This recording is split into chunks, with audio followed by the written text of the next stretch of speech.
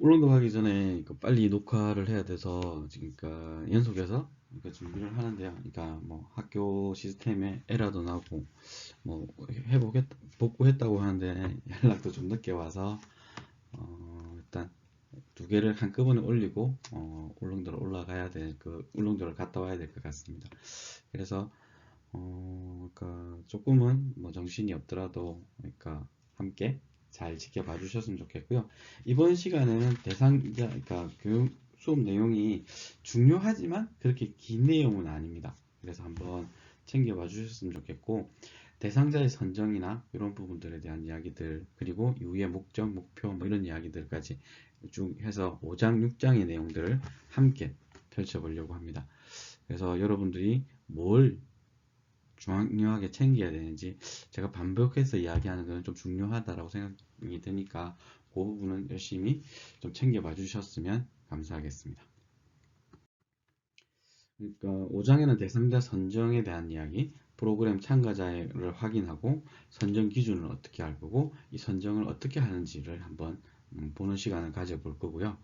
그리고 6장에서는 목표 및 목표 설정에 대해서, 그리고 프로그램에서 목표 설정이 필요한 이유가 과연 뭘지, 왜 목표를 설정해야 되는지, 단순하게 놀러 가는 거에도 목표를 설정해야 되는지, 뭐 이런 것들까지 또 같이 이야기할 수 있었으면 좋겠고요. 프로그램 목적, 목표, 세부 목표에 대한 이야기들까지 펼쳐내면서 우리들이 이후에 수업을 할 때, 아니 팀 프로젝트를 할 때 왜 그런 것들을 해야 되는지를 한번 원인이라고 이유를 알고 가면 길이 좀 쉽지 않을까라는 생각이 듭니다. 5장, 참가자 확인부터 시작을 할게요. 프로그램 참가자 확인에 대한 부분은 사례 문제 분석과 욕구 분석이 끝나면 나타나는 다양한 문제들을 이제 한 단계 들어가기 위한 이런 부분의 활동이라고 보시면 될 것 같아요. 사회복지는 언제나 작은 자원 때문에, 자원이 부족하기 때문에 이 자원을 효율적이고 효과적으로 사용하기 위해서 한다라고 말씀을 드렸습니다.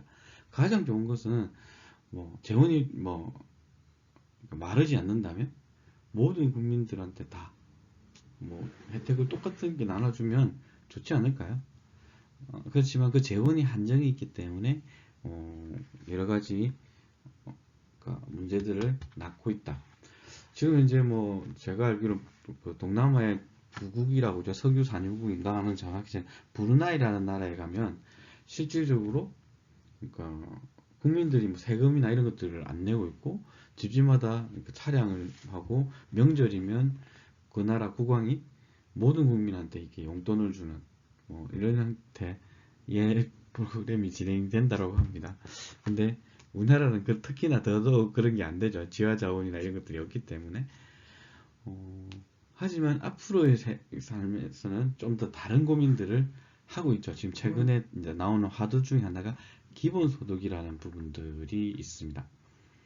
왜냐면 지금 여러분들도 생각을 해보면 이제 좋겠다라도 드는 것 중에 하나가 뭐냐면 점점 일자리는 줄어들 수밖에 없어요. 노동력도 노동을 할 수 있는 인력도 줄지만 실질적으로 우리나라의 대기업들이 일자리 창출을 안 하고 있는 거죠. 정부가 일자리 창출하라고 세금을 깎아주지만 실질적으로 일자리 창출 효과는 극히 미비한. 그래도 또 이제 거기에 이제 미련을 못 버리고 계속 그런 정책들을 펼치고 있는데, 그래서 지금 이제 나오는 것 중에 하나가 로봇이 대체하는 것에 대한 로봇에 세금을 매기는 이런 작업도 이야기가 논의가 되고 있고, 거기에 이제 어떤 형태로 전환될지는 모르겠지만 지금 우리들이 복지를 한다라고 한다면 이런 고민들을 조금 더 빨리 캐치해내는 작업들이 좀 필요하지 않을까 생각합니다. 프로그램을 참가자라고 한다면 실질적으로 이 프로그램의 대상, 이렇게 프로그램을 해서 효과를 나타내게 변화를 이끌어내는 집단 사람들을 말하는 거겠죠. 그래서 최종적으로 이분들을 어떻게 선발할 것인가, 저희들도 여러 가지 고민을 합니다.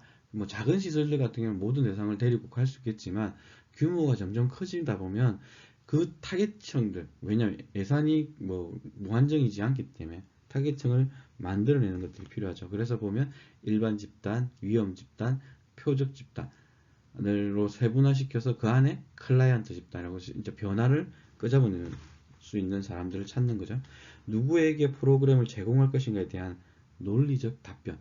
왜 일반 집단? 그러니까 모든 국민이 일반 집단이 될 수 있는 거죠. 아니면 어느 학교에 김해대학교 전체가 일반 집단이라고 할 수 있는 거죠. 그럼 위험 집단은 그 중에 뭐 실질적으로 가계 소득이 일정 정도 이하라든지 아니면 가족의 형태가 뭐 혼자 생활을 하고 있다든지 이런 부분들이 위험 집단이 생기고 그 속에서 타겟층을 어, 혼자 사는데 경제적인 어려움이 있다. 그러니까 표적 집단이 되겠죠. 그 중에 이 프로그램에 그 참여를 원한다든지 이런 부분에서 실질적으로 도움이 필요하다고 하는 부분의 기준을 통과하는 사람들을 클라이언트 집단으로 이야기할 수 있는 거죠. 그래서 예전에는 이렇게 세분화시키는 작업들이 엄청나게 중요했습니다. 그래서 몇 퍼센트를 어떻게 지역에서 할당할 것인가에 대한 이야기들을 저희들이 그러니까 제가 이제 복지를 시작할 때부터 이런 내용들을 많이 고민했었던 것 같습니다. 사회복지 프로그램 대상자를 선정한 절차는 프로그램을 기획하는 사람들에 따라 또는 프로그램 제안서의 양식에 따라 다양한 꼭 이런 형태의 집단만은 있지 않습니다. 지금 이제 모금의 방식은 이런 형식을 쓰지 않고 있습니다. 그래서 조금은 여러분들이 이제 보게 된 양식들은 대상자들을 이렇게 분류하지는 않지만 전통적인 방식은 일반 집단에서 위험 집단, 표적 집단, 클라이언트 집단으로 이렇게 나누어서 진행을 하고 있다라고 보시면 될 것 같습니다. 좀 더 깊게 들어가면 일반 집단을 보면 사회복지 프로그램 대상자 집단 가운데 가장 포괄적인 인구 집단이라고 할 수 있고요. 일반적으로 문제나 욕구를 갖고 있다고 판단되는 해당 지역의 전체 대상을 말합니다. 예를 들면 이런 거죠. 삼방동 지역, 삼방동에 살고 있는 노인을 대상으로 한다. 하면 삼방동에 있는 노인 65세 이상 전체가 대상이 되는 거죠. 일반 집단이 되는 거죠. 예를 들어 정신장애 취업 준비 프로그램을 기획하는 경우에는 일반 집단은 뭐뭐시에 거주하는 20세 이상 장애 등록을 한 정신장애인 전체 몇 명, 이런 형태의 기술을 할 수 있는데, 아까 얘기했던 거죠. 삼방동에 살고 있는 65세 이상의 노인 전체 몇 명, 이렇게 될 수가 있는 거죠. 그 다음으로 이 위험 집단 같은 경우에는 일반 집단 중 특정 사회 문제에 더욱 취약성을 보이거나 특히 더 많은 욕구를 가지고 있거나 이미 문제에 노출되었던 경험이 있는 일반 집단, 이렇게 조금 더 세분화되는 거죠. 예를 들어서 아까 앞에서 말했듯이 등록한 정신장애인 중 발병한 지 5년 이상 경과한 정신장애인 몇 명. 예를 들어 이런 거 있죠. 아까 처음에 책에 있는지 말고 이제 삼방동 예를 계속 들게요. 삼방동에 살고 있는 노인 중 가계소득이 일정 수준 이하인 그러니까 가계소득을 평가하는 기준에서는 도시근로자 평균소득의 40% 이하, 30% 이하, 50% 이하 이런 부분의 기준들을 제시할 수 있는 거죠. 그 다음으로는 표적 집단입니다. 위험 집단의 하위 집단으로 프로그램의 대상으로 1차적 자격권을 갖춘 이런 사람들이라고 이야기할 수 있는데요. 당장 클라이언트 집단에 소속된다 하더라도 문제가 되지 않는 집단. 그러니까 이분들 다 됐고 해도 돼요. 다 됐고 해도 되는데 실질적으로 진행했을 때 너무 많은 규모라면 변화를 이끌어내기가 쉽지 않다는 거죠. 아까 얘기했던 삼방동에 살고 있는 65세 노인 중 가계소득이 평균 소득이 50% 이하이고 1인 가구이 독거노인이 되겠죠. 인 사람이면 실질적으로 문제를 지역의 문제 중에 심각한 문제를 가지고 있다라고 볼 수 있는 거죠. 경제적인 문제, 혼자 있으면서 고독사에 대한 이야기들 이런 것들이 혼재되어 있는 부분이 표적 집단입니다. 근데 이분들을 다 데리고 프로그램을 하기에는 그 사람들 다 발굴하기도 쉽지 않은 분들은 그분들이 그 개인 의사도 있기 때문에 실제로 그 부분을 좀 하기가 쉽지 않은. 그래서 다음 단계로 한 단계 더 나오면 클라이언트 집단이라고 하는 이게 표적 집단이 하위 집단으로 프로그램 참가할 클라이언트 집단을 말하는데, 그러니까 명확한 기준이 있는 거죠. 그 속에서 참여를 희망한다든지 아니면 뭐 그러니까 이게 이 프로그램에 지원이 없으면 심각한 문제를 가지고 있어서 외부의 추천이 있다든지 뭐 이런 부분들까지 포함해서 하게 되는 거죠. 그래서 이렇게 참여를 희망하고 실제로 물리적으로 프로그램 참여하실 사람들로 한정하는 거죠. 그래서 근데 제일 중요한 거는 프로그램 성과를 내기 위해서 가장 중요한 자발성입니다. 그래서 제일 힘든 것 중에 하나가 청소년들 상담이 특히 이제 뭐 그런 거 있죠. 뭐라고 이야기 드리죠? 그 뭐 안 좋게 얘기하면 비행 청소년, 사고 친 애들, 청소년들이 상담을 오면 엄청나게 비협조적이에요. 내가 여기 왜 와 있는지부터 문제 제기를 하고 있는. 그래서 한번 뭐, 뭐 조금만 더 뭐 이상한 것만 보여봐라 확 갈 거다라고 하면서 공격적인 자세를 취하고 있기 때문에 받아들이는 게 안 돼 있습니다. 그럼 이 친구들한테 하기에는 다른 집단들보다 더 라포 형성들을 더 많이 한다든지 이런 그러니까 노력들이 더 들어가야 되는 거죠. 그래서 뭐 먹는 거로 유인한다든지 여러 가지 형태로 이제 작업을 하고 일단 친해지고 난 이후에 프로그램을 접근하는 형태가 만들어지겠죠. 마찬가지로 어르신들도 마찬가지죠. 그러니까 내가 지원을 받는 게 그러니까 이런 거죠. 지금은 힘드신데 예전에 살아오시면서 내가 낸데라고 하면서 이게 몸에 배어 있는 분들 같은 경우에는 실질적으로 이 프로그램 참여하기가 쉽지 않은 거죠. 예전에 제 경험으로는 제가 장애인 부모회에서 그때 당시에 이제 그 휠체어 택시를 운영할 기간이 없어서 저희들이 이제 휠체어 택시를 장애인들을 위한 휠체어 택시를 저희 그때 장애인 부모회에서 이제 위탁한 적이 한 3년 정도를 저희가 실질적으로 위탁해서 세대의 차량을 돌려서 이렇게 뭐 그렇게 많이 한 건 아닌데 실질적으로 저희 이전 단체가 할 때는 실질적으로 한 10명 정도를 1년 동안 이렇게 계속 케어했더라고요. 이동을 시키고 이렇게. 근데 저희는 그렇게 하는 거는 실질적으로 그분들의 비서 역할밖에 되지 않는다고 생각해서 좀 더 다른 방식을 적용했고, 그래서 저도 이제 그 차량의 운행도 하고 그러면 이걸 운영하다 보니까 그러니까 제가 업무를 해야 될 시간이 이제 그 운행이 끝나는 6시 이후가 되는.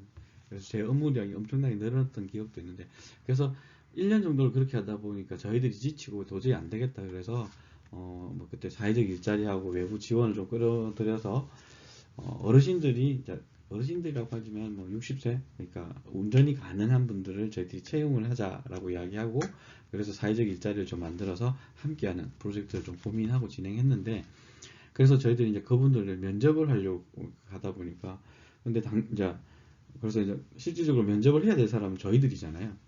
근데 면접을 저희가 당하고 있는 거죠. 그러면서 뭐 그러니까 질문을 하는 게 아니고 저희들이 질문을 받고 뭐 이렇게 하면서 힘들었다 이런 힘들었던 기억들이 조금씩 있는데요. 이 부분에서 원하는 자발성을 이끌어내는 작업들을 어떻게 할 것인가도 준비하면서 해야 되는 부분들이 있습니다. 여러분의 계획서에도 이 부분 자발성을 어떻게 끌어낼 건지도 함께 기술을 하는 것들이 중요한 부분이지 않을까 생각을 합니다. 그리고 이제 대상자 선정 기준이죠. 크게 이제 책에는 네 가지를 이야기하고 있습니다. 실현 가능성, 이렇게 수용성이죠. 그리고 자발성과 자기결정권, 그리고 참여 동의서, 클라이언트의 능력 이런 건데요. 최근에는 뭐 참여 동의서 안에 뭐 개인정보 보호 이런 것들이 여러 가지가 함께 맞물려 있습니다. 책에 있는 것들을 한번 조금씩 읽어보면 그러니까 프로그램에 참가하는 클라이언트 집단을 엄밀하게 말하면 표적 집단부터 가능하다라고 말씀을 아까 드렸고요.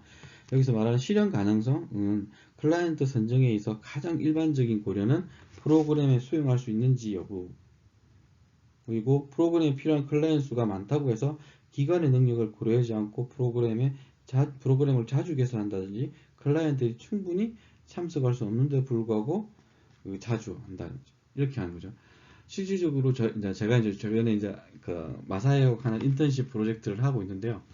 그러니까 청소년, 그러니까 고등학교 이상 대학생들, 그래서 보호 종료하는 친구들이 인턴십을 하기 위해서 이렇게 하는데 스케줄 관리하는 게 진짜 힘듭니다. 아이들이 이제 뭐 다양한 일을 하고, 그러니까 학교에서 뭐 아니면 이렇게 활동을 하고 있다는 부분도 있지만 일정 뭐 많은 인원도 아니에요. 5명의 일정을 조절하는데 지금 이제 3주째 이렇게 그 일정을 조율하고 있어요. 외부 특강 강사는 준비가 돼 있는데 이 친구들이 안 되고 뭐 안 되는 일이 많다 보니까 조율하는 게, 그래서 제가 이제 울릉도 갔다 오고 나면 이제 이 프로젝트도 같이 진행을 해야 돼서 뭐 이런 부분들이 이제 존재하게 되는 거죠. 그래서 참석이 가능한 것들을 어떻게 이끌어낼 것인가. 그래서 이게 잘 안 됐을 때는 담당자나 클라이언트, 후원자 모두가 실망하게 되는 상황이 벌어지는 거죠. 그래서 최근에 이제 제가 페이스북에 글을 올렸더만 뭐 도닥도닥부터 시작해서 여러 가지 말들이 옵니다. 그러니까 쉽지 않다는 걸 알고 시작했지만 그런 반응들이 왔을 때 그러니까 순간 이제 이렇게 왜 해야 되는지 이런 고민하게 되는 부분들이 있는 거죠. 하지만 뭐 그러니까 제가 20년 이상 아이들을 만나보면서 했던 부분인데도 이런 부분이 생길 때가 있습니다. 근데 뭐 이제 같이 시작한 사회복지사 같으면 더 힘들 수 있는 거죠. 이렇게 사회복지사의 기본은 배려라고 생각을 합니다. 그러니까 저도 이제 그런 부분들 경험인데 싸움 잘하는 사회복지사가 있을까요? 뭐 언어적이든 어떤 형태든.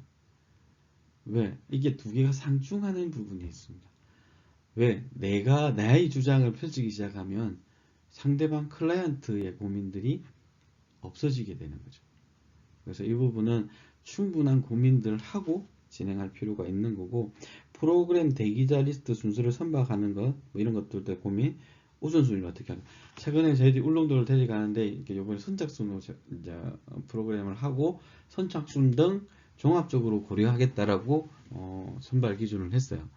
그랬는데 그러니까 선착순으로 하니까 하고 종합적으로 그래서 먼저 신청했지만 떨어진 친구들이 있어요. 왜? 요번에 배편을 저희들이 예약을 했는데 배편 구하기가 너무 힘들었어요. 그래서 이게 이제 6인실이면 5명, 남자 5명, 여성 5명 하면 이 두 명이 충분히 갈 수 있었는데 4인실이 된 거예요. 근데 그러니까 밤에 자면서 들어가야 되는 그러니까 크루즈선이다 보니까 한 방에 남녀 친구들을 한꺼번에 여는 수가 없었어요. 그러니까 남자친구로 모으든 여자친구로 모으든 그러니까 고려를 할 수밖에 없어요. 판단을 할 수밖에 없었습니다.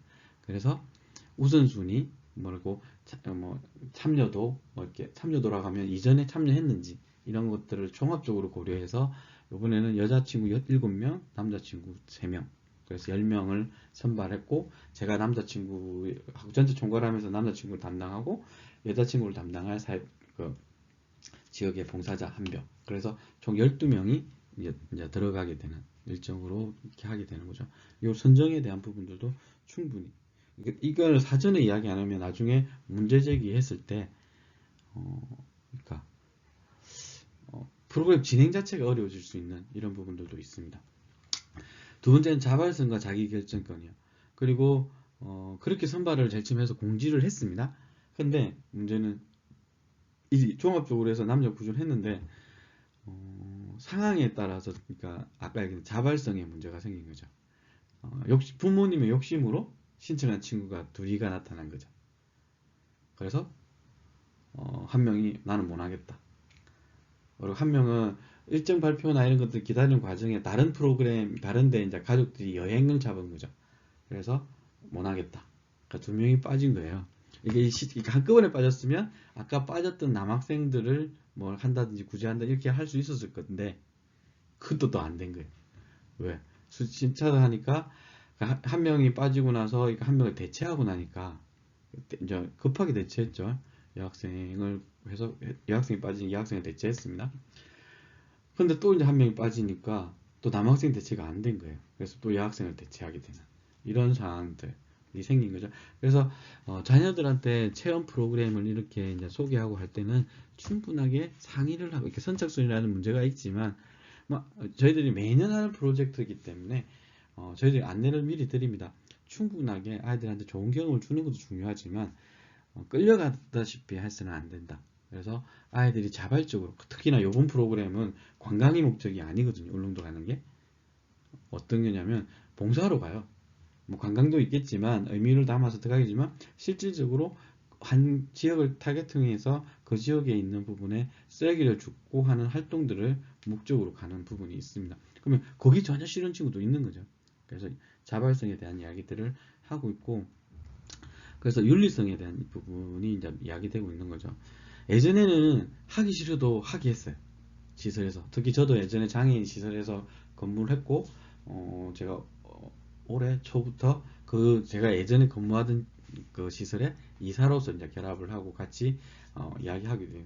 그때 같이 일했던 직원들이나 그때 이사장님이나 원장님이 또 이제 저도 나이가 들었듯이 이제 많이 연세가 들어서 고민들 같이 하면서 이제 웃을 수 있는, 그때는 심각하게 이제 의견 대립도 하고 이렇게 했지만 그런 부분들이 생기고, 그러니까 프로그램이 꼭 필요하다고 인정되더라도 본인이 거부하면 신중하게 해서 다시 설명을 하고, 그래도 거부한다면 배제하는 형태의 고민들도 고민하게 있는 거죠. 선택권이 그만큼 중요한 거죠. 최근에 이제 그런 부분이 이제 부각되는 게 장애인들의 자기결정권에 대한 이야기들을 많이 하고 있습니다. 정신장애인도 마찬가지고, 그리고 그래서 탈시소라도 이야기되고 있고, 이런 부분이 그냥 이야기되고 있는 것은 아니다라고 말씀드릴 수 있을 것 같아요. 그래서 이거의 표현이 바로 3번의 이야기는 참여 동의서입니다. 프로그램에 참가할 집단을 선정할 때 반드시 모집 과정에서 클라이언트의 참여 동의서를 받아야 된다. 여기에는 이제 개인정보 이런 것도 같이 하겠죠. 그래서 프로그램 정보에 대해 충분히 설명하고 프로그램의 목적, 주요 내용, 참여에 인한 변화 등에 대한 자세하게 설명하고 최종 참여 여부는 클라이언트가 직접 결정할 수 있도록 해야 된다. 그래서 클라이언트에게 충분한 정보를 줘야 돼요. 내가 이 프로그램을 했을 때 어떠한 좋은 점이 있고 어떠한 문제점들이 있다 이런 거 알고 있는, 하다가 중간에 거부해버리면 프로그램 자체가 이제 문제가 생기는 부분도 생길 수 있으니까. 그리고 자발적인 의사가 있는 경우 클라이언트 집단을 구성해서 윤리적 책임에 대한 논문 쓰는 것도 마찬가지예요. 그러니까 제가 원래 이제 대학원 박사과정에서 논문을 쓰려고 했던 주제가 그거였어요. 그러니까 보호종료 청소년들, 그러니까 보호종료 등 자립에 이제 위기를 가진 청소년들이 자립하는 과정에서 사회적 경제가 가지는 역할들을 한번 규명해보는 활동들을 해보고 싶었어요. 그래서 못 모르고 제가 이제 지금 창업 활동을 하고 이렇게 하고 있잖아요. 근데 중요한 거는 저하고 같이 창업 작업을 했던 거는 친구들은 제가 연구할 수는 없는 문제가 생겨요. 클라이언트의 이런 부분에서 윤리적인 문제가 생길 수 있다는 거죠. 그래서 그 부분을 어떻게 이제 해결할 건가에 대한 고민들을 조금 챙길 필요가 있고요.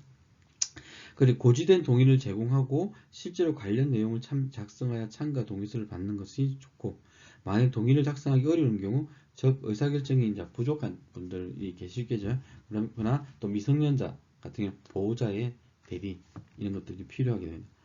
그리고 근데 이런 경우가 있죠. 이 프로그램을 그 친구들 때문에 만들었어요. 근데 거부를 해요. 그러면 준비 과정이 엄청나게 길은 거죠. 이 친구들을 설득하는 과정들이 길어지게 될 수밖에 없어요. 이렇게 해서 이제 하고 그 친구들이 이제 결정으로 참여해서 해보자 라고 하는 부분까지 가는. 근데 이제 외부 공모 사업이나 이런 거 할 때는 그런 게 안 되겠죠. 그래서 조금 다르게 접근할 수 있는 방법들을 찾아내는 작업들이 필요합니다. 그리고 네 번째, 클라이언트의 능력이라고 이야기하는데, 프로그램으로부터 도움받기 위해서는 클라이언트가 어느 정도 능력을 보이거나 자원을 가지고 있어야 된다. 이런 예를 들면 프로그램이 기획자 입장에서 만들어지는 것이 아니라 클라이언트의 독특성과 능력이 발휘될 수 있도록 클라이언트의 강점을 고려하여 기획되어야 한다라는 부분입니다. 그래서 보통 사회복지사가 처음 이제 들어오면 하는 것 중에 하나가 그런 거죠. 나의 장점, 나의 강점 발견하는 것들. 왜? 나의 강점을 알아야 상대방 클라이언트의 강점들을 찾아낼 수 있어요. 그래서 제가 수업할 때 그런 것들을 또 이야기하지 않았나 싶긴 한데, 지금이라도 나의 강점들을 계속 한번 작성을 해보십시오. 어떤 강점을 가지고 있는지. 보통 처음 쓰라고 하면 10개를 넘게 쓰기가 쉽지 않습니다. 근데 그렇게 되면 내가 만나는 클라이언트의 장점이 전혀 안 보입니다. 이런 부분들을 찾기 위해서 표적 집단에서 클라이언트 집단을 선정하기 위해서는 자신의 시간을 할애할 수 있거나 프로그램 장사에 도착할 수 있다. 그러니까 일일이 모시고 다니면서 프로그램 진행할 수는 없잖아요. 그래서 스스로 찾아올 수 있다든지 이런 부분에서 그리고 그걸 했을 때 어떤 변화가 있다는 것을 그러니까 알려주는 이런 작업들이 필요하게 되는 거죠. 대상자 선정에 대한 부분 아까 앞에서 했던 방식들을 보면 자, 일반 집단은 마산시에 거주하는 1, 2학년 초등학생 뭐 이건 돌봄에 관련된 이야기들 아니면 학교 적응에 대한 이야기들을 지원하기 때문에 1, 2학년으로 하겠습니다. 그때 당시 언제 몇 년인지는 잘 모르는데 보통 몇 년도 이렇게 기준을 쓰거든요. 그래 11,597명이다. 그리고 위기 대상은 이 학생 중 합보 지역에 사는 1, 2학년들. 왜? 우리 기간이 합보에 있다 이거겠죠. 그래서 하니까 1,450명 정도가 된다. 그러면 표적 대상으로는 이 중에서도 맞벌이고 저소득층 부모를 둔 초등학생 29일 조금 심각해졌죠. 맞벌이니까 보호자들이 챙길 시간이 없다. 근데 거기다가 경제적인 어려움을 가지고 있는 집단이다 보니까 다른 뭐 학원을 간다든지 이런 게 하는 것들이 쉽지 않다.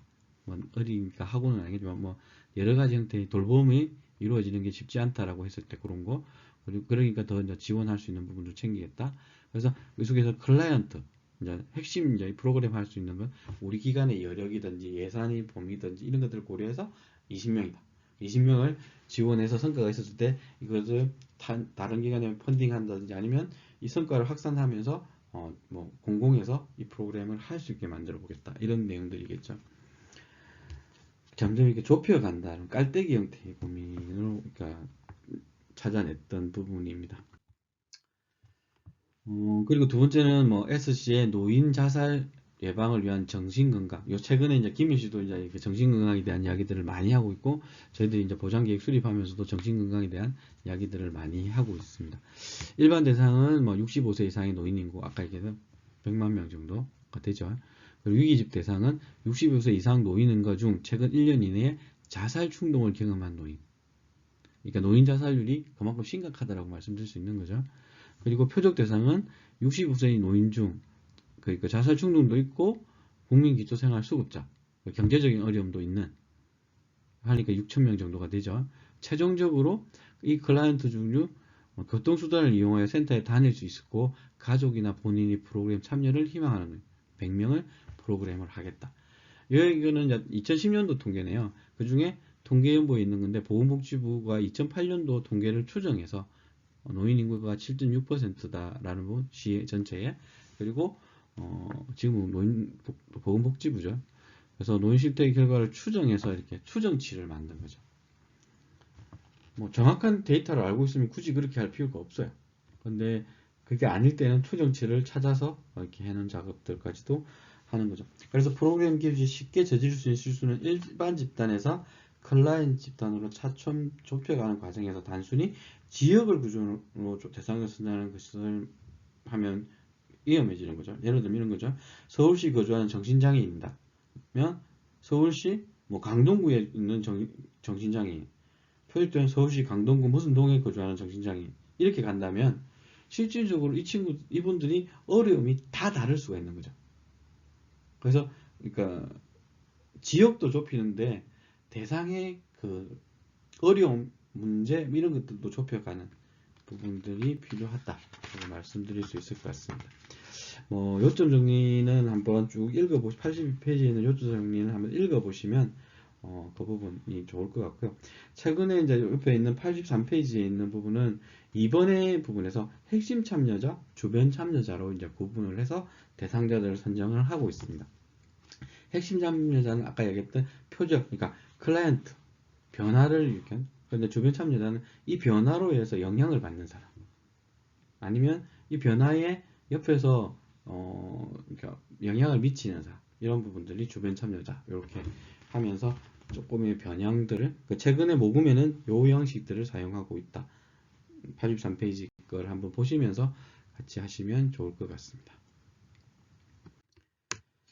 두 번째 6장에 대한 이야기들을 하는데요. 목표 및 목표 설정 이야기를 했죠. 그러니까 제가 이제 이 수업을 하면서 첫 시간이나 두째 시간 정도 이야기했던 목적과 목표에 대한 이야기. 기억을 혹시 나시나요? 목적이 뭐고 목표가 뭔지. 얼핏 기억나신다고 하시는 분도 계실 것 같고, 방향 이야기 하시는 분도 있을 것 같고, 방법, 뭐 이렇게 하는 거, 소를 이렇게 할 수 있다, 뭐 이렇게 하는 부분들 여러 가지가 떠오르실 수 있을 것 같은데, 그런 부분들을, 베이스를 깔고, 한번 진행을 해보도록 하겠습니다. 프로그램에서 목표 설정이 필요한 이유, 목표는 프로그램이 진행되는 동안 프로그램이 궁극적으로 달성하기를 바라는 곳에 도달하도록 구체적인 방향과 방법을 제시해요. 그러니까 방향은 목적, 방법은 목표라고 말씀드릴 수 있을 것 같다는 말씀을 드리고요. 여기에서 사회복지 프로그램 분명한 의도를 가지고 설계를 해야 되는 거죠. 프로그램의 기획 단계, 모든 단계에서 이 일련의 과정이 연결이 되어 있는 거죠. 뭐 기획 따로, 목표 따로, 뭐 방법 따로 이렇게 돼버리면 이 프로그램을 하는 이유가 하나도 없어지는 거죠. 그렇기 때문에 일련의 방향성을 가지면서 그걸 위해서 하나씩 채워나가는 작업들이라고 보실 수 있을 것 같아요. 그래서 그러니까 여기 보면 목적, 목표, 세분표의 개념에 대해서 이렇게 이야기를 하고 있는데요. 프로그램의 목표를 설정할 때 함께 설정하는 목적은 프로그램이 궁극적으로 달성해야 하는 이상적인 상태이며 이념적 틀을 제시한다. 목적은 관념적, 철학적 측정의 대상이 되지 않으며 측정하기가 쉽지 않은 거죠. 그러니까 방향이라고 있는 부분에서 예를 들면 이런 거죠. 정서적 안정. 이거 어떻게 측정하죠? 아니면 또 예를 들면 뭐 행복감, 행복을 정의하는 자존감. 요새는 측정 기도들이 조금씩 생기고 있는데 그것을 정확하게 표현한다 하는 부분에서는 조금 다른 이야기일 수 있는 거죠.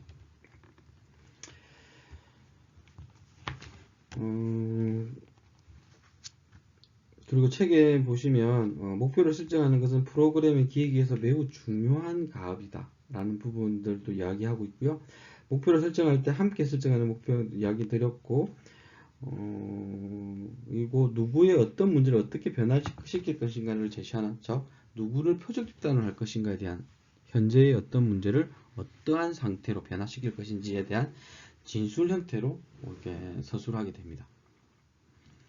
여기 이제 책에 있는 거는 보면 일정한 지역 내의 정상 관리가 가능한 정신질환자를 각종 집단 개별 서비스를 통해서 자신의 사회적 또는 직업적 기능을 향상시켜 독립생활과 취업이 가능하도록 한다.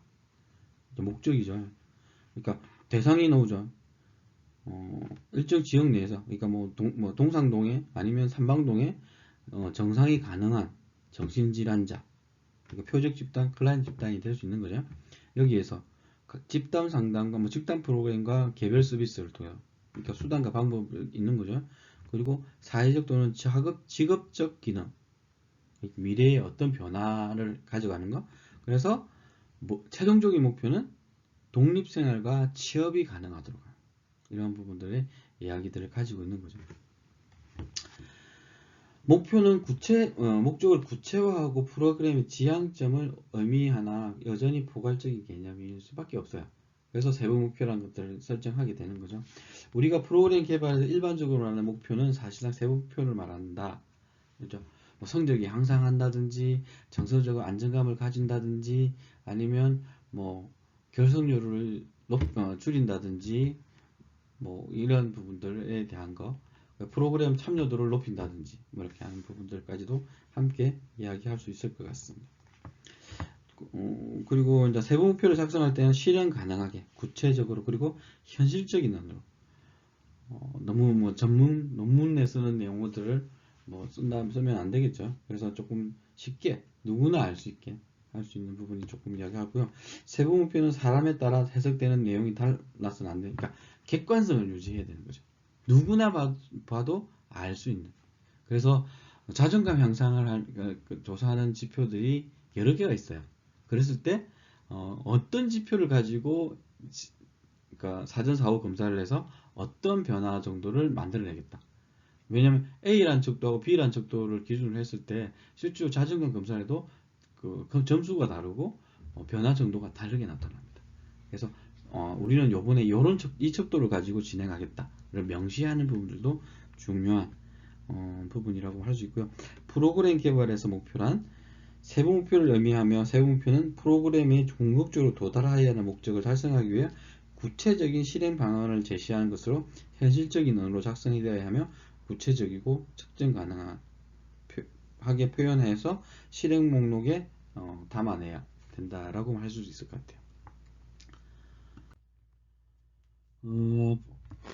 이어서 이제 프로그램에 이제 책에는 넘어가기 전에 보면 목적과 목표 간의 비교 이렇게 해서 88페이지에 이야기하고 있습니다. 목적은 문제 정의와 인과관계에 대한 설명을 하고 있고, 개입의 포괄적 수준의 결정을 하고 있고, 클라이언트 집단의 성격과 규모, 문제의 규모와 범위에 따라 결정해야 되고, 프로그램 실행의 한계와 지침들을 제공해야 된다.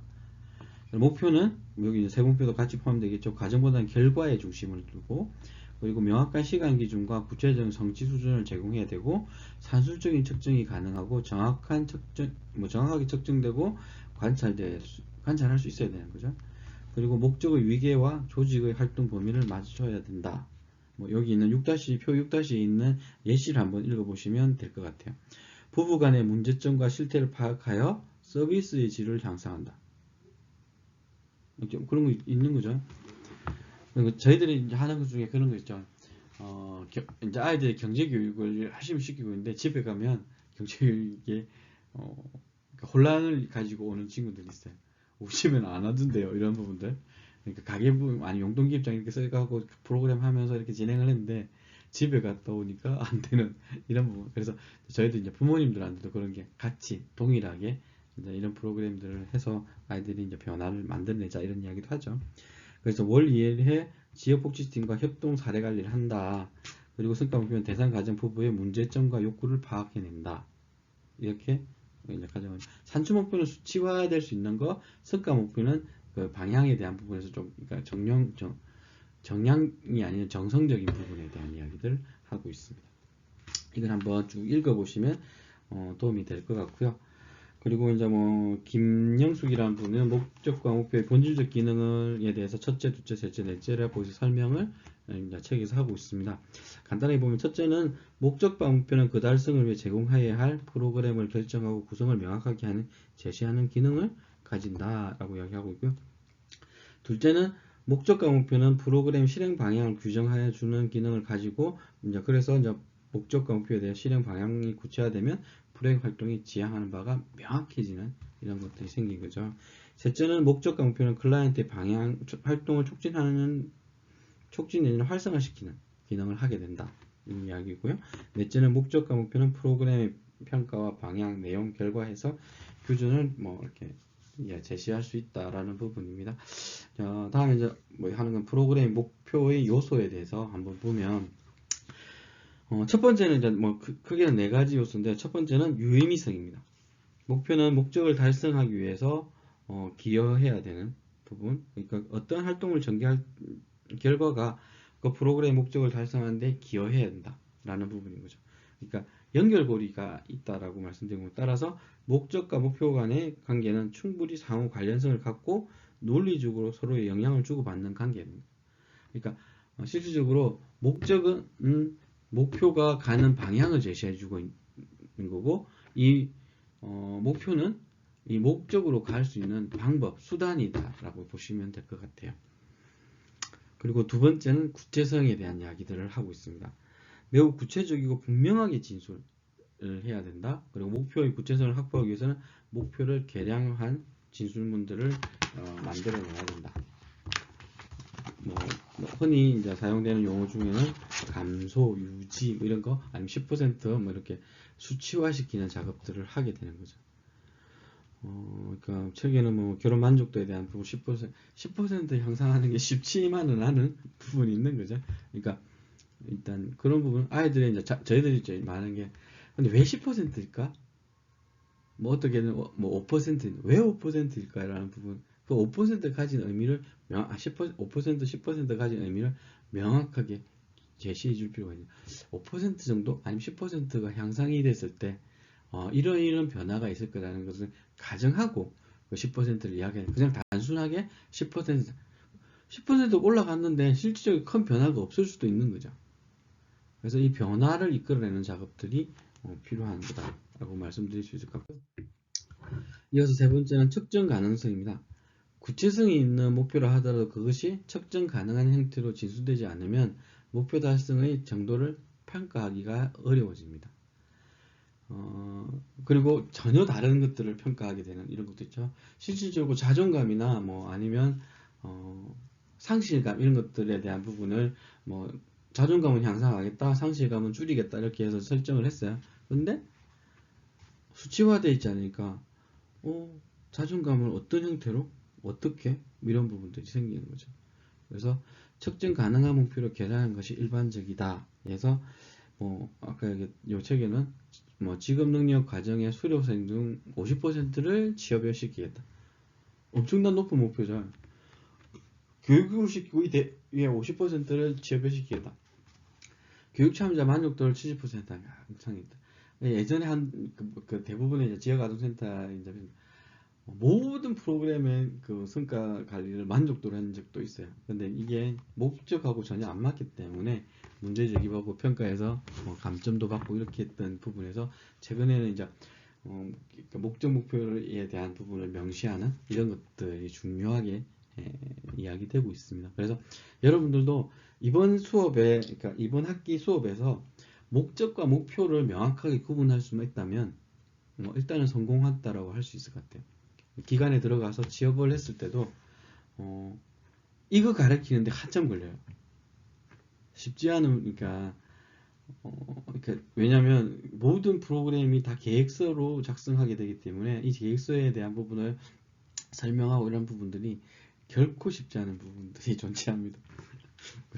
그렇기 때문에 그러니까 일부 하면서 책도 조금 보십시오. 책도 뭐 이제 제가 이제 저희들이 배우는 과목이 이제 뭐 개정판이라고 하지만 관련된 서적이 그러니까 사회복지 프로그램 개발과 평가라는 책이 실질적으로 한 10여 종이 나와 있습니다. 다른 책이 혹시 보고 싶다고 한다면 저한테 말씀하시면 제가 이제 뭐 수업 시간 때마다 한 권씩 가지고 올라가서 보실 수 있는 부분. 왜냐면 이게 이제 저도 이제 계속 그 부분을 이제 자료들을 만들고 한 작업도 있기 때문에 계속 구입을 한다든지 아니면 외부 지원을 받아서 이제 제가 비치해 놓고 이제 저희 기관들 직원들이 상시도록 볼 수 있도록 비치를 해 놓고 있거든요. 그러면 그걸 가지고 올라와서 여러분들이 보실 수 있도록 대출을 해 드릴 수 있는 부분까지 한번 고민해 보겠습니다. 그리고 지향성, 네 번째는 지향성입니다. 모든 사회복지적 개입은 클라이언트에 대해 변화를 유도하기 위하여 진행됩니다. 변화가 없다면 굳이 그걸 할 필요가 없어요. 문화체험을 하더라도 변화를 이야기하고 있습니다. 단순하게 그냥 놀러가자 이게 아닌 거죠. 놀러가자 하는 게 제일 좋죠. 여러분들은 여행을 왜 가시나요? 제가 여행에 대한 부분 좀 많이 하는, 단적으로 밥을 왜 못 드시나요? 목적이 있잖아요. 지향하는 바가 있는 거죠. 다이어트 왜 하시나요? 약 왜 드시나요? 다 목표점을 가지고 있는 겁니다. 그래서 이 목표에 대한 부분에서 클라이언트를 중심으로 해서 변화된 양상에 대한 기술 어떻게 할 것인가에 대한, 그래서 양육 기술, 그러니까 보호자들의 양육 기술을 향상한다든지, 특히 이제 최근에 이제 양육 기술에 대한 프로그램들이 많이 나오고 있죠. 무슨 은영 박사, 오은영 박사가 최근에 많이 나왔죠. 최근에 또 다른 분이 또 나와서 이제 솔루션 이렇게 하고 있지만 시각의 차이 이럴 수 있는 거죠. 근데 한 명이 그것을 보는 거하고 여러 명이 같이 고민하는 것은 또 다른 해답을 찾아낼 수 있습니다. 공격성을 감소시킨다든지 삶의 만족도를 증가시킨다든지 이러한 부분들까지도 이렇게 담아내는 작업들이 필요할 것 같습니다. 그리고 이제 목표의 유형 이런 것들을 이제 살펴보면 목표는 제시해야 하는 목적에 따라 다양한 형태로 나타날 수 있는데요. 과정 목표와 성과 목표로 규정할 수 있습니다. 과정 목표는 프로그램 수행 과정 단계별로 이루어지거나 설정하는 목표를 말하고, 과정이라는 단어에서 알 수 있듯이 프로그램 수행 과정마다 이루어져야 하는 또는 설정해야 하는 목표를 말합니다. 그리고 성과 목표는 일련의 프로그램이 성과 수행한 결과 프로그램 클라이언트의 변화가 나는 최종적인 목표. 이게 뭐 떨어져 있는 게 아니라 연결고리를 가지고 이 과정을 거치면서 실질적으로 최종적인 목표에 도달할 수 있다라는 부분을 가지고 있는 거죠. 그래서 최종적으로 클라이언트가 도달해야 하는 성과 목표를 위해 그 과정에 어떠한 활동들이 이루어져야 하는지를 따라 과정 목표를 수립하는 것이 바람직하다, 좋다, 뭐 이렇게 이야기할 수 있는 거죠. 그래서 여기 보면 일정한 지역에 아까 얘기했던 정상 관리가 가능한, 이거는 뭐 똑같이 설명하는데 어떠한 상태 뭐 이런 것까지도 변화를 이야기할 수 있는 부분이고, 독립생활과 취업. 최근에 이제 제가 고민의 하도 중에 하나가 자립. 저희들은 자립을 하고 살고 있는가요? 여러분들은 자립을 하고 살고 있는지,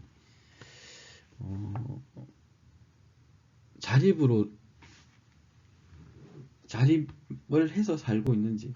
예전에 한때, 그러면 제 나이가 넘을지 모르겠는데, CGV에 나온 거 있죠. 홀로 쓰기라든지 뭐 이런 것들 이렇게 이야기하는데, 혼자서 살아가는, 스스로 쓴다라고 하는 자립이 가능한지. 저는 그게 쉽지 않은 부분이라고 생각이 들어요. 최근에 이제 그게 이제 제 고민의 중심에 있다 보니까 그런 것 같아요. 여러분이 모든 걸 스스로 다 해결하시나요? 아니지 않나요? 제가 보니까 아니더라고요. 운전도 마찬가지고, 기름도, 차를 운전하기 위해서는 그거를 돈 주고 산 거는 맞지만, 누가 안 만들었으면 제가 이용할 수 없는 거잖아요. 이런 부분. 사회는 서로 맞물려서 가는 공존의 부분이 더 고민이 되지 않나, 이런 생각도 듭니다. 그래서 이런 부분에서 이제 그러니까 어떠한 화두를 던지고 어떠한 목표를 설정하는 데에 대한 그에 대한 기준, 이런 설명들을 해줄 필요가 있는 거죠. 내가 생각하는, 그러니까 뭐 자립 생활을 한다 라는 부분에서, 아니면 취업을 시킨다. 근데 취업을 시켰고 1개월 뒤에 끝났는지 아니면 3일 뒤에 끝난다든지 하는 게 그냥 취업을 시켰다고 볼 것인지 아니라고 볼 것인지. 그렇게 되면 최종적으로 6개월 이상 근무하는 것을 취업으로 본다 라고 명시를 해버리면 우리의 기준들이 명확해지는 거죠. 그래서 여기 보면 이제 목표 진술문 보면 뭐 어떤 게 있는지 이렇게 한번 보시면 될 것 같고요. 기간의 목표와 활동 목표라는 것들이 있습니다. 기간의 목표는 어떤 프로그램 수행할 때 기간의 입장에서 설정하는 목표. 그러니까 어떻게 보면 비전, 미션 이런 것들을 담고 있다라고 보실 수 있는 거죠. 그래서 저희 기관은 그렇죠. 아동 청소년을 위한 기관인데 거기에다 노인 이야기를 할 수는 없는 거죠. 그렇다고 노인 사업을 못한다 이건 아닙니다. 아동 청소년을 위한 기관이지만 노인 사업도 할 수는 있어요. 그게 주사업이 될 수는 없는 거죠. 왜? 조선가정의 아이들을 위해서 이 어르신에 대한 프로그램 사업을 할 수도 있는 거죠. 아니면 그러니까 가족 내에서 할아버지하고 갈등이 엄청 많다든지, 이런 할머니하고 갈등이 많다든지, 이런 부분에서 이것을 해결하기 위한 부분들이 존재하고 있는 거죠. 그리고 과정 목표가 뭐 기간 목표와 활동 목표로 공유할 수 있고, 주의할 점은 기간 목표나 활동 목표는 프로그램의 세부 목표와 목적 달성을 위한 구체적인 방법을 제시하기 때문에 과정 목표로 동일하게 지급할 수 있으나 프로그램의 궁극 목표 또는 상위 목표로 설정할 수는 없다라고 이야기하고 있는 거죠. 그리고 세 번째는 뭐 영향 목표라고 이야기하는 사회복지기관의 프로그램 차원을 넘어서 지역사회 전체 뭐 이렇게 이야기하는 전체 클라이언트 집단 측면에서 파급 효과를 노립니다. 저희들이 했던 예전에 했던 것 중에 하나가 이런 거 있죠. 마을 축제. 실질적으로 마을 축제 한다고 해서 저희들이 하는 아동 청소년의 변화가 이루어지지는 않는 거죠.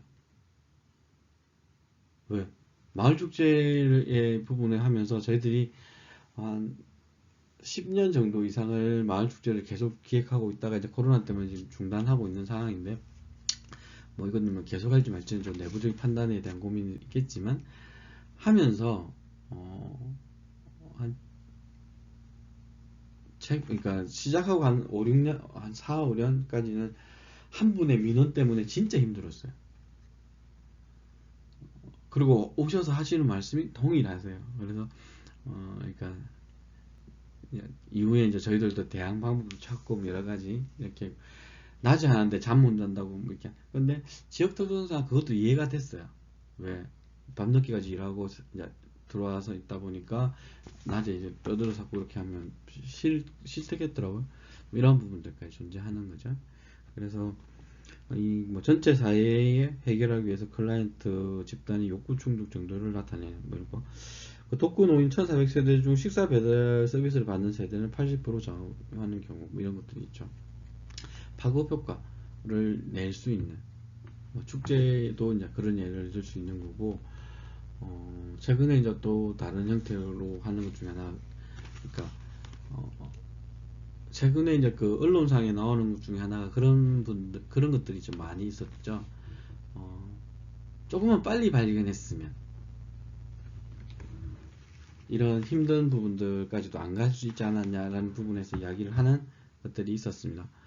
그래서 최근에 이제 그러니까 나오는 그 솔루션 중에 하나가 그러니까 이 신고 체계 속에 뭐 슈퍼 사장님 뭘 둔다든지, 왜 매분 술 사러 오시는 분이 술을 안 사러 왔다든지, 이런 부분이 이상 징후가 발견됐을 때 그것을 그러니까 민감하게 이제 반응할 수 있는 체계를 만든다든지, 뭐 조금 이제 그런 부분들, 특히나 이제 뭐 힘들어하는 부분, 그러니까 이장님들, 그러니까 김현 씨 같은 경우는 복지 공무원, 그러니까 복지 공무원이고 복지 보안관이라고 하는 형태로 해서 이장님들이나 동장님, 아니, 통장님 뭐 이런 분들을 지정한다든지, 지역의 복지 관련된 아니면 유산, 옛날에는 이제 야쿠르트 아주머니들이, 그러니까 실질적으로 그리고 우편 배달을 하시는 분들이 실질적으로 방문을 하면서 그분들이 그러니까 안녕을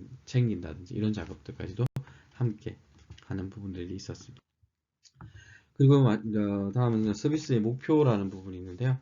서비스 목표는 프로그램이 구성하는 요소 있는 상담, 치료, 교육, 재활, 보호, 정보 제공, 뭐 이런 것들을 의뢰한다든지 하는 부분에서 사회 서비스의 클라이언트에 제공되는 개별 클라이언트가 바람직한 미래 상태로 전환됨으로써 하는 변화의 모든 것을 의미하는 거죠.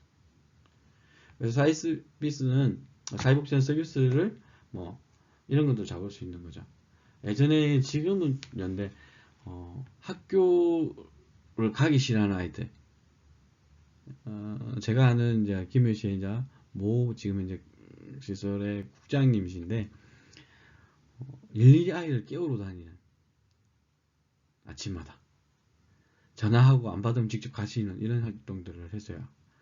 왜냐면 그것을 안 했을 때 아이들이 결석이 높고 그 결석이 잦아지면 학교가 가기 싫어지는, 그래서 아침에 동행하게 만드는, 그래서 뭐 아이들하고 매칭시켜서 자원봉사 연계해서 매칭시켜서 학교 등교시키는 일만 하는 프로그램들을 한다든지 이런 형태로 설정을 할 수 있는 거죠.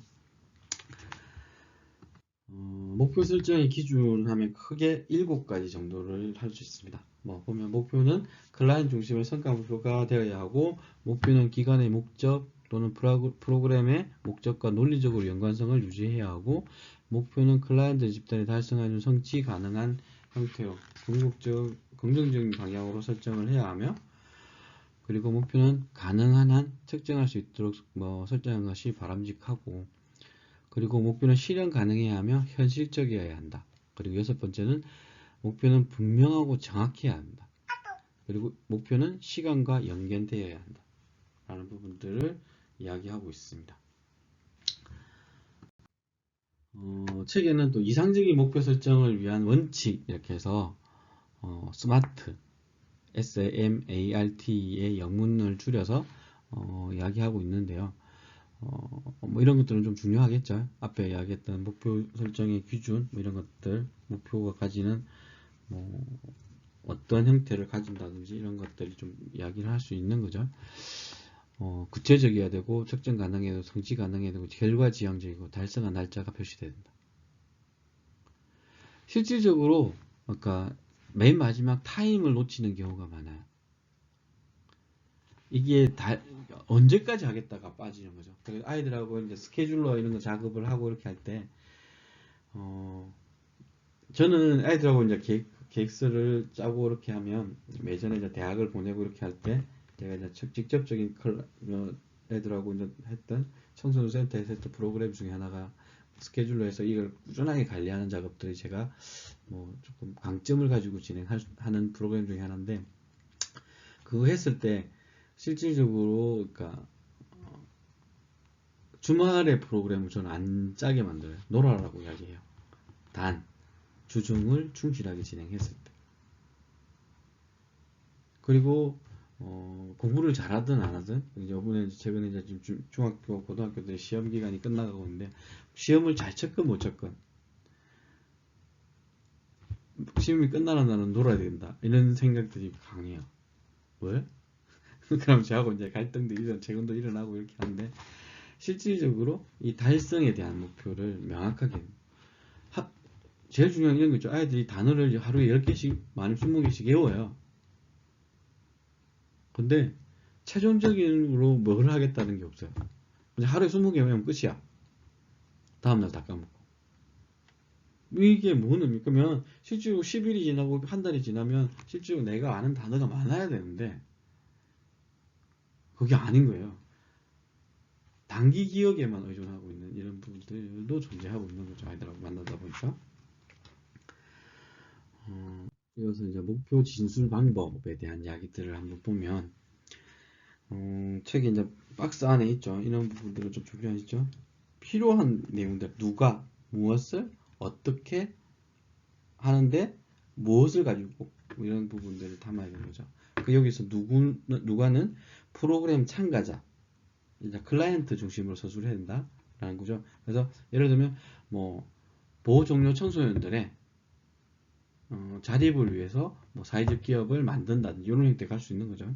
그러니까 무엇을 변화의 내용과 정도를 문제와 관련된, 그러니까 이 문제를 해결하기 위해서 이걸 하니까 변화에 대한, 그러니까 이 문제를 어떻게 변화시킬 건가, 그리고 어느 정도로 변화시킬 건가.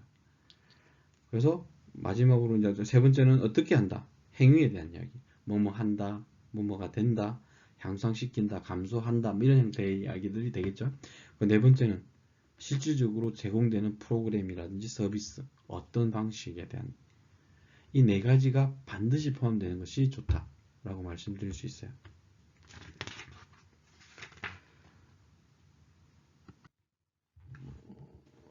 책에 있는 예시 그대로 이제 올라왔는데요.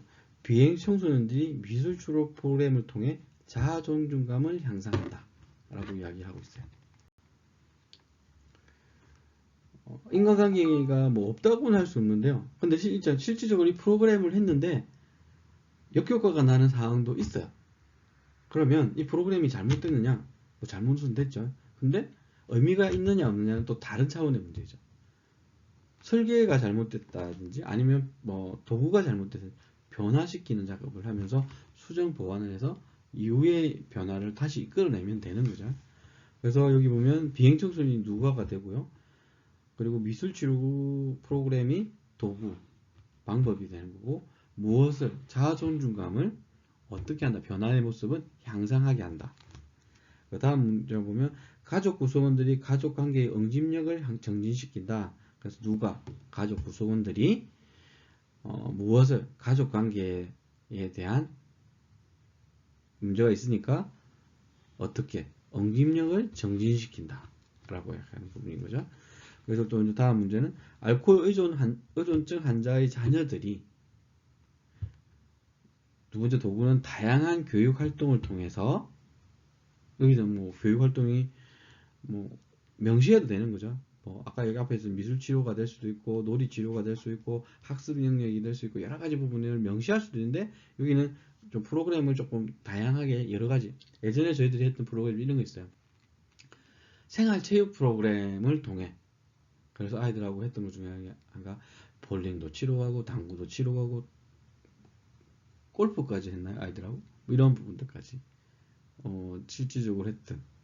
그러면서 아이들의 이제 변화를 이끌어내는 작업들. 그래서 자기 표현 능력을 향상. 저희들도 비슷한 부분인데 알코올 의존은 아니었지만, 그래서 아이들이 스트라이크 볼링 치고 스트라이크를 치었을 때 이후의 활동 모습. 처음에는 소극적으로 하다가 나중에는 그러니까 그 부분이 이제 표현력이 커지는 거죠. 이런 활동들 이끌어내면서 그 이후의 느낌을 이야기한다든지 이런 부분을 통해서 긍정적인 면을 이끌어내는 작업들이 필요한 거죠.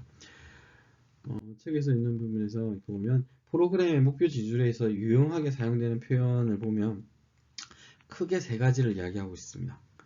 긍정적인 표현으로 쓴다. 그러니까 증가한다, 발전한다, 확장한다, 확대한다. 뭐 여기서 반대로 얘기하면 감소한다 이런 것들은 좀 지양이 있으면 좋겠다 라는 거죠.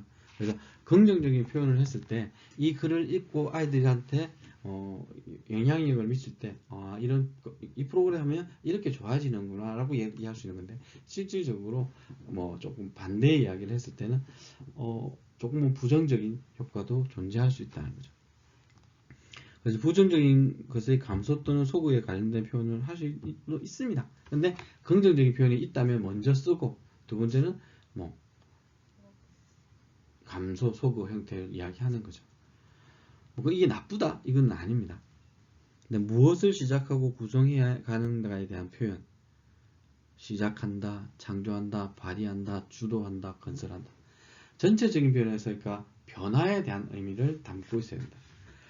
그래서 목표 진술 시에 객관적이고 쉽게 이해하고 측정 가능한 그리고 결과 지향적인 표현으로 쓰는 것들이 필요하다. 그래서 여러분들이 그러니까 엄청나게 많이 수정을 하게 됩니다. 그러니까 시간이 그렇게 많지 않기 때문에 뭐 저희 직원들 같은 경우에는 뭐 지금은 이제 그런 교육들을 거의 이제 제가 하지는 않지만 진행할 때는 어떻게 하느냐면요. 가장 혹독하게 교육을 받았던 친구 같은 경우는 제가 한 15년 전? 저도 이제 젊을 때, 혈기 왕성할 때, 6개월을 똑같은 일을 시켰던 것 같아요. 계획서를 사오면, 이 부분이 문제 있으니까 그냥 짚어주는 거죠. 그러고 다시. 근데 이 친구도 고집이 셌던 것 같아요. 끝까지 울면서도 해왔어요. 그래서 주고받고 하다가 6개월 뒤부터는 나한테 가져오지 말고 네가 다 결정해 가 된 거죠. 그렇게 진행에 대한 고민들을 했던 거죠. 그러니까 이 변화 과정들이 그러니까 그 기록을 다 남겼었어요. 그러면서 요 부분 요렇게 변화했고 요 부분 요렇게 변화했고 이렇게 변화가는 과정들이 있으니까 이 변화할 부분을, 근데 중요한 거는 내가 지적해주면 못 느껴요. 그 순간에 끝나버려요. 근데 이것을 계속 변화되는 것들을 그러니까 그걸 해서 보여주고 스스로 읽었을 때 그것을 찾아낸다면 이게 진짜 오래 가요. 다음에는 그런 실수를 안 하는 거죠. 그리고 저는 극단적인 방법도 잘 써요. 완전히 판을 엎어버립니다. 그리고 저는 저희 직원들하고는 다른 거 할 때는 저한테 큰 소리 내는 거 싫어해요. 저도 사람이니까. 근데 계획서를 짤 때는 자기 의사를 정확하게 표현하는 것. 그리고 내가 무리한 요구를 했을 때 반박을 할 수 있어야 된다고 생각해요. 그만큼 내 계획에 충실하게, 그만큼 내 계획을 사랑해야 되는 거죠. 그리고 잘 알고 있어야 되고. 저는 허점을 노리는 거죠. 이런 계획에 이 부분에 문제가 있네요 라고 이야기했을 때 반박을 하면 그럴 수 있다고 이해가 되는데, 반박을 안 하면 그 교육에 대한 대책이 없구나 가 되는 거죠. 여러분들도 마찬가지, 여러분 계획의 주인공이 돼야 되는 거죠. 그러니까 뭐 전체적인 부분에서 역할의 차이가 날 수도 있어요. 누구는 많이 하고 누구는 작게 하고 뭐 불만이 생길 수 분명히 있습니다. 뭐 제가 이제 작년에도 그랬고, 수업을 하다 보면 팀 프로젝트를 하다 보면 그런 불만들이 나와요. 특히나 제가 이제 대학교 다닐 때 저 같은 경우는 그랬어요. 39명이 여학생이고 혼자 남학생이다 보니까 저는 성적이 별로 안 좋았어요. 학부 때. 왜? 출석, 그러니까 다른 친구들은 결석을 해도 표가 잘 안 나요. 출석을 안 부르면 뭐 결석했는지 모르죠. 그런데 저는 결석하면 바로 표가 나잖아요. 나중에는 이제 제가 안 들어가니까 출석을 한 분 두 분씩 안 부르시는 경우도 있었는데, 교수님들이. 그러니까 그런 부분들이 존재하고 있고, 그리고 저희는 좀 심각했어요. 그러니까 특히 이제 성적에 있어서는. 그러니까 시험지 밑에 누가 컨닝했다 이런 거 써놨어요.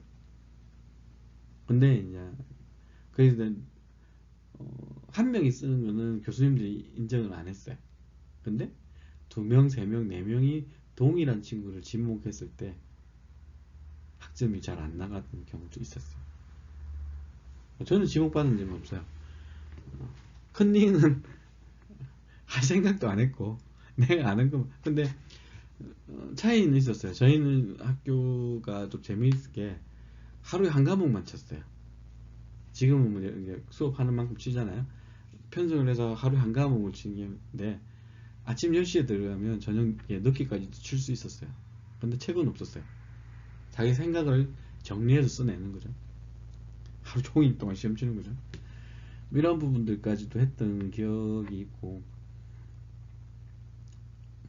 그래서 시험을 뭐 칠 때 시간에 대한 부분은 저는 별로 이렇게 영향을, 그러니까 치고 싶은 만큼 쳤으면 좋겠다고 저는 생각을 해요.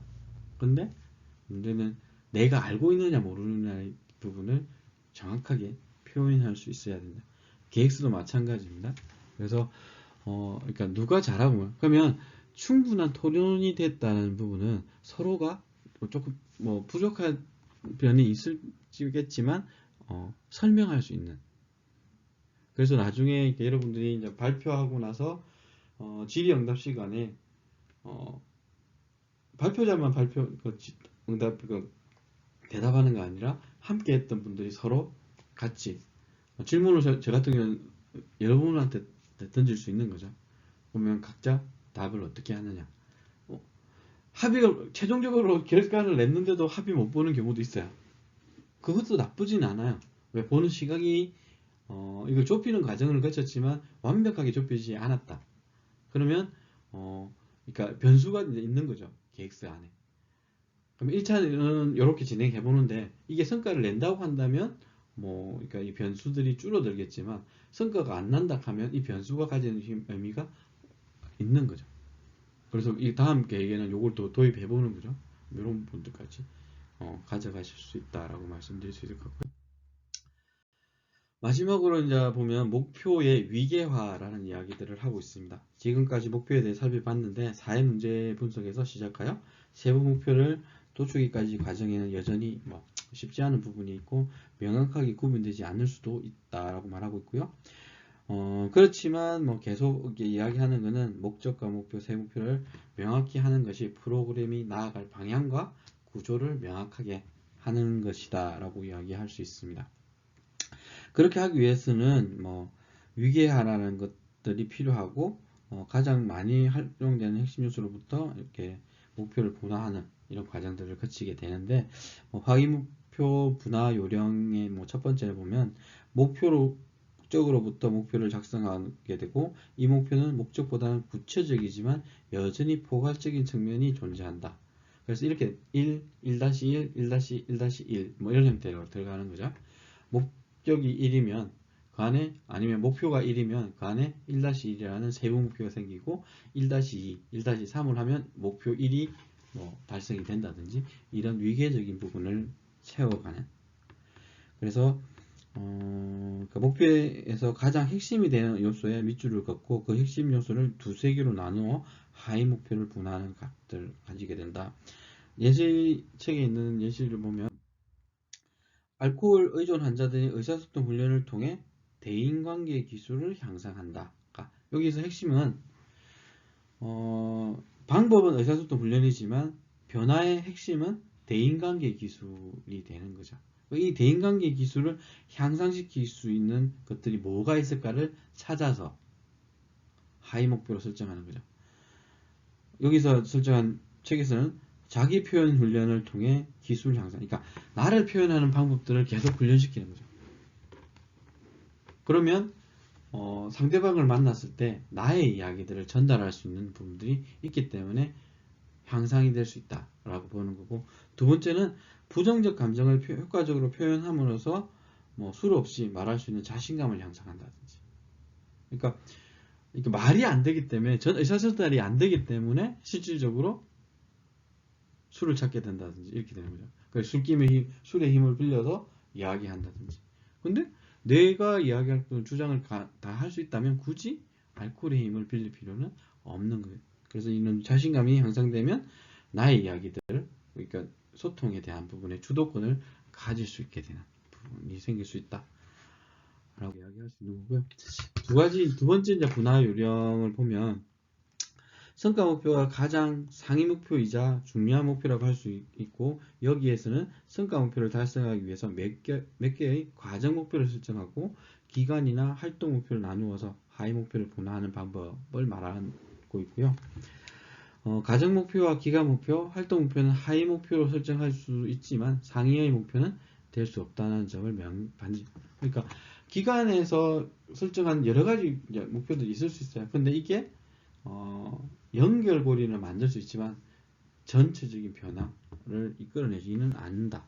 여기서 보면 이제 책에 있는 예시를 보면, 조현병 환자들의 취업 준비 프로그램을 통해 취업에 성공한다가 목표입니다. 그러니까 취업의 성공, 성과 목표죠. 근데 하위 목표는 사례 관리자와 개별 상담을 통해 원하는 직업의 종류와 구직 동기 등을 구체화한다. 두 번째는 직업훈련 프로그램을 통해 기술을 습득한다. 그죠? 원하는 직업에 대한 기술 습득하겠죠. 바리스타면 바리스타에 대한 기술, 그리고 구직 훈련을 통해 이력서나 뭐 면접 기술을 습득하는 방법들을 만든다. 그리고 사례 관리자의 구인 광고를 검색하고 동행 면접을 통해 구직 활동을 실제로 시도해 본다. 그러니까 시도를 계속 함으로써 그것들이 이제 향상된, 이런 거죠. 여러분들이 이제 나중에 구직 활동을 하게 될 겁니다. 사회복지 현장에. 근데 이력서 자기소개를 봤는데 감흥이 없는 경우들이 한 70%가 됩니다. 그러면 면접 심사로 가기가, 면접을 부르지를 않는 거죠. 그러니까 내가 이력서를 열심히 냈는데 왜 안 부를까? 그럼 내가 제출한 서류가 문제가 있다는 거잖아요. 심지어는 이런 경우가 있죠. 다른 기관에 냈던 걸 그대로 냈어요. 그 기관의 명칭을 그대로 써서. 그러면 이걸 받아들이는 입장에서는, 면접관의 입장에서는 어떤 느낌일까요? 우리가 이 기관을 좀 무시하나? 뭐 이런 부분도 있는 거죠. 그러니까 준비를 하는 거죠. 그 기관에 취업을 하고 싶다고 한다면 과연 그 기관이 뭐 하는 기관인지. 예전에 이제 저희들이 이제 초창기 때 질문을 가장 많이 받았던 것 중에 하나가, 저희 기관, 그러니까 면접하러 온 친구가 하는 그 종교에 대한 질문을 제일 많이 했어요. 저희 그 기관은 종교가 없거든요. 근데 종교에 대한 부분들, 그러니까 다른 기관이 근데 그런 거 물어본다는 것도 나쁘지는 않은 것 같아요. 근데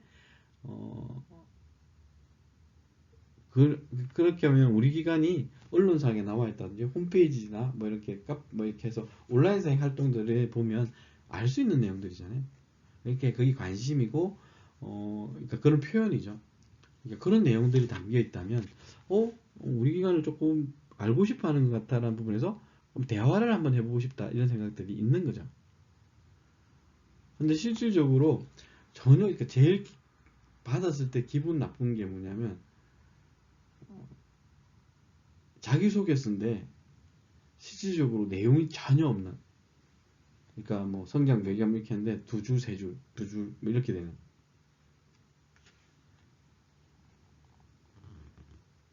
그러니까 다른 사람이 똑같이 쓸 거라고 예측되는 건 안 쓰는 게 좋아. 안 써도 돼요. 열심히 한다면 마찬가지예요. 그러니까 뭐 이렇게 포부, 취업했으면 하는 포부 이런 건 담는 게, 열심히 한다는 내용은 모든 사람이 다 써요. 근데 어떻게 열심히 하겠다라는 부분들, 이런 것들을 담는 거죠. 그러면 이런 목적이나 목표를 담는 부분에서 어떻게 변화시키겠다, 나는 그 속에서 어떤 역할을 하겠다, 우리 기관은 왜 이걸 해야 된다 라는 부분들을 명확하게 담아낼 필요가 있는 겁니다. 그래서 이렇게 쭉 이렇게 펼쳐보면 뭐 여러 가지 이야기들을 오늘 했는데요. 프로그램의 목적과 목표, 세분표는 이 프로그램을 하는 이유입니다. 이유. 이 이유를 찾아서 엮는 거죠.